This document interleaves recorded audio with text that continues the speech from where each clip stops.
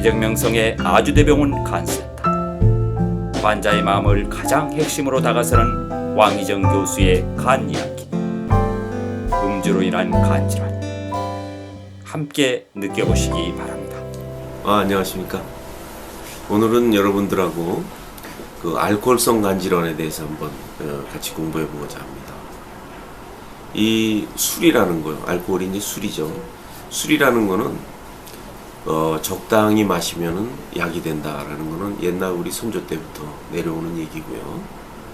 이 술이 지나치면 이제 뭐 쉽게 얘기해서 일상 사람들이 얘기하기는 주사라든지 또는 이제 사회성이 없어지면 알코올 중독자라든지 이렇게 얘기를 하지만 오늘 여러분들한테 말씀드릴 내용은 술로 인해서 생기는 간 질환이 어떤 게 있나라는 걸 여러분들하고 한번 함께 얘기해 보고자 합니다. 이제 알코올을 계속 섭취를 하게 되면 그 알코올이 그 간 손상을 주게 되는데 그 기전이 뭐냐면 그 지방이 간세포에 끼게 돼요. 그러면 그 간세포들은 이 지방 덩어리를 작은 미세한 지방 덩어리를 간세포 안에 이렇게 지고 살게 됩니다. 그러면 그 지방을 안고 있는 간세포는 간 기능을 하지 못하게 돼요. 그래서 우리가 일반적으로 지방간이 어느 정도냐라는 걸 표현할 때 조직 검사를 해서 세포 안에 지방을 담고 있는 간세포 숫자가 전체 우리가 현미경으로 보는 전체 간세포 속에 몇 프로나 되나 라는 걸 봐서 지방간 정도가 10%다, 20%다, 30%다, 40%다 이렇게 얘기를 하는 겁니다. 근데 이 지방간은 단순히 지방을 안고 있는 상태예요. 그 안고 있는 상태는 술을 끊거나 또 뭐 예를 들면 지방간이 올 수 있는 다른 조건도 많지만 당뇨가 있거나 뭐 많지만 또 과용량이 될 때 이럴 때도 지방간은 오지만 이런 단순한 지방간은 술을 끊음으로 해서 적당한 운동을 하고 섭생을 잘하게 되면 지방간은 정상으로 돌아올 수가 있는 상황이에요. 근데 이제 이게 만성적으로 오래 먹게 되면 지방을 안고 있는 그 세포가 견디다 못해 지방세포가 터져버리게 됩니다. 그럼 그게 이제 이물질은 우리 몸에는 세포 안에 있는 거는 이물질이나 마찬가지예요. 이물질이 생기게 되면 또 사회에서도 마찬가지죠. 사람으로 서로 살 때는 살아있는 생물이지만 사람의 사체가 생기면은 그건 이 사회에서는 치워야 되는 물건이 된단 말이에요. 그와 마찬가지 썩거든요. 그러니까 그걸 치우는 활동, 그걸 뭐라고 그러냐면 염증세포가 모여드는 염증이라고 이렇게 얘기해요. 그러니까 그런 세포가 죽은 세포들이 자꾸 생겨서 염증세포가 모여들면 그 염증세포 때문에 간이 또 망가져요. 그런 걸 뭐라고 그러냐면 지방성 간염이라고 이렇게 얘기를 합니다. 지방성 간염이 생기면 우리 그 피 검사를 해보게 되면 GSGOT, SGPT라는 그 세포질에 있는 그 효소들이 피 속에 흘러나와갖고 수치가 올라가요. 그건 뭘 표시하느냐 하면 지금 당신 간은 망가지고 있습니다. 이런 뜻을 얘기하는 겁니다. 그렇기 때문에 이 알코올성 간염은 우리가 적절한 치료를 하지 않게 되면 대부분의 환자가 약 한 40% 정도가 궁극적으로는 사망에 이르게 되고 그 환자들의 절반가량이 간경화를 겪게 돼요. 그러니까 엄청나게 위험한 병이죠. 그러면 이 알코올성 간염 또는 지방간으로 인해서 만성적으로 오래 있어서 오는 간경화는 얼마나 위험한 병이냐. 그거는 B형간염, C형간염, 기타로 인해서 생기는 간경화하고 마찬가지로 그 사람들은 매년 5%가 간암이 생길 수 있고 또 그 간경화가 적당하게 절제를 안 하게 되면 술을 계속 먹게 되면 간경화가 점점 심해져서 이 간 기능을 할 수 있는 간세포가 줄어들게 되면 간부전이 오게 돼요. 간부전이라는 건 뭐냐면 황달이 오고 복수가 차고 또 토요를 하고 이런 그 간부전 증상들이 나타나게 될 수 있는 거죠. 그러니까 이 술이라는 게 그러면은 이런 질환들을 일으키게 되는데 이 술을 그러면 어느 정도 먹어야 그 몸에 해롭고 어느 정도 먹어야 괜찮은 거냐, 이렇게 어떤 술을 먹으면 괜찮고 어떤 술을 먹으면 안 되는 거냐, 뭐 이런 여러 가지 그 의문점들이 있을 거예요. 근데 술은 좋고 나쁜 술이 없고 거기에 들어있는 알코올 양하고 얼마나 많이 먹느냐, 섭취되는 알코올 양이 결국은 이 간 손상을 일으킨다고 생각하면 틀림없습니다. 그러니까 마신 알코올의 양, 그게 중요하다는 거죠. 그래서 하루에 남자는 대략 한 40g 이상을 먹으면은 그게 그 간의 손상을 줄 수가 있다고 그러고요. 여자분들 같은 경우에는 20g 이상을 드시게 되면은 간 손상이 일어나기 시작한다. 되게 이렇게 얘기하는 것이 정설입니다. 그럼 이 술 중에는 술 한 병에 들어있는 알코올이 대충 알코올 도수가 있지 않습니까? 그 도수에 따라서 알코올이 대략 얼마나 들어있나. 그러니까 맥주 같은 경우 500cc 맥주 한 컵에는 약 12g 정도의 그 알코올이 들어있습니다. 그러면 예를 들어서 맥주가 40g, 남자 같은 경우 40g 이상이려고 그러면 500cc 맥주를 한 4잔을 이상을 드시게 되면 간 손상이 시작될 수가 있다라고 이렇게 생각하면 되고요. 그 다음에 이제 그 막걸리 같은 경우, 막걸리 한 주전자에 들어있는 그 알코올이 35g입니다. 그럼 이 막걸리 한 주전자 이상 먹게 되면 그거는 지금부터 내 간 손상이 시작되는구나, 이렇게 생각하시면 맞고요. 그리고 소주 같은 경우, 우리나라의 소비량이 많은 소주는 소주 한 병에 54g이 알코올이 들어있어요.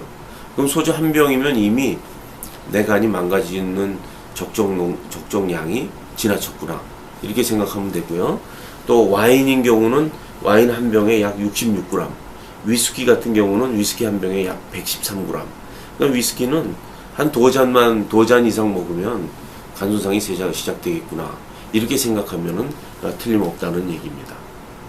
그럼 이런 그 음주를 또 이런 게 있죠. 어떤 음주 습관에 따라서 어떤 사람은 매일 조금씩 먹는 사람이 있고, 어떤 사람은 일주일에 한 번 포금하는 사람이 있고, 또 음식은 먹지 않고 술만 먹는 사람이 있고, 어떤 사람은 음식을 먹으면서 반주를 하는 사람이 있고, 그리고 이술 저술을 섞어서 먹는 사람이 있고, 한 가지 술만 먹는 사람이 있고, 그리고 아주 어린 나이부터 술을 먹기 시작한 사람이 있고, 사회생활을 하면서 먹기 시작, 나이가 어릴수록 술은 섞어 먹을수록, 그리고 이 지속적으로 매일 먹을수록, 또 이렇게 그 여러 군데를 전전하면서 이술저술을 장시간 걸려서 먹을수록, 해독 시간을 주지 않을수록 술은 간에 여러 가지 독성을 나타내기 쉽다라고 여러분들한테 말씀드릴 수가 있고요.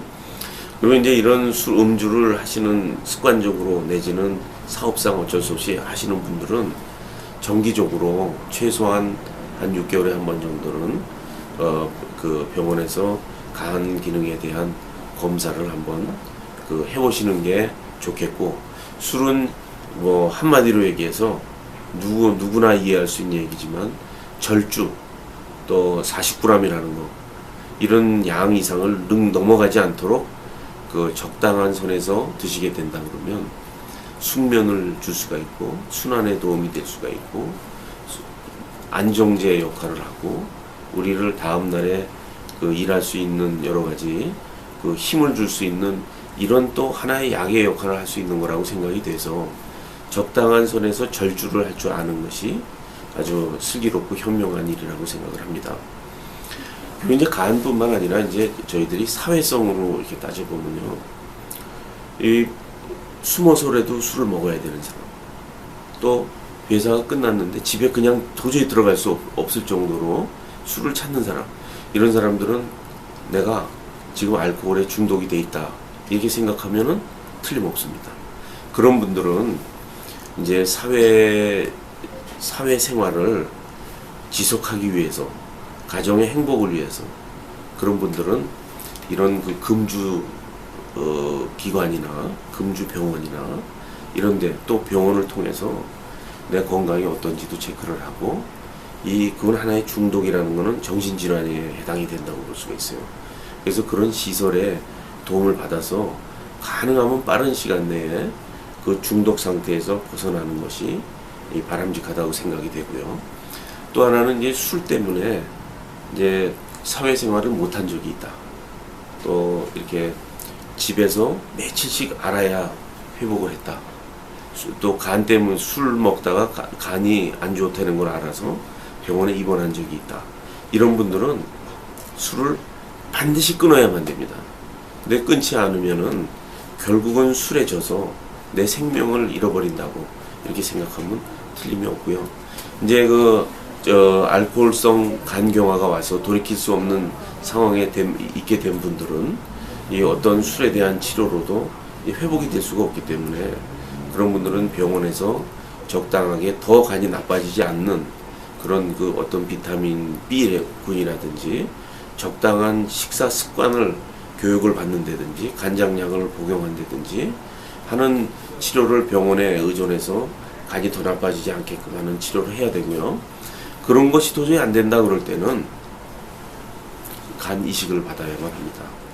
이제 이런 알코올에 중독된 상태에서 혼수 상태까지 빠져서 이식했던 사람들을 제 경험을 보게 되면 그 알코올이 얼마나 이 정신적으로 피폐해지고 중독 상황이 심각하냐면 이렇게 이식을 받고 난 뒤에 회복을 하면 다시 또 술을 마셔요.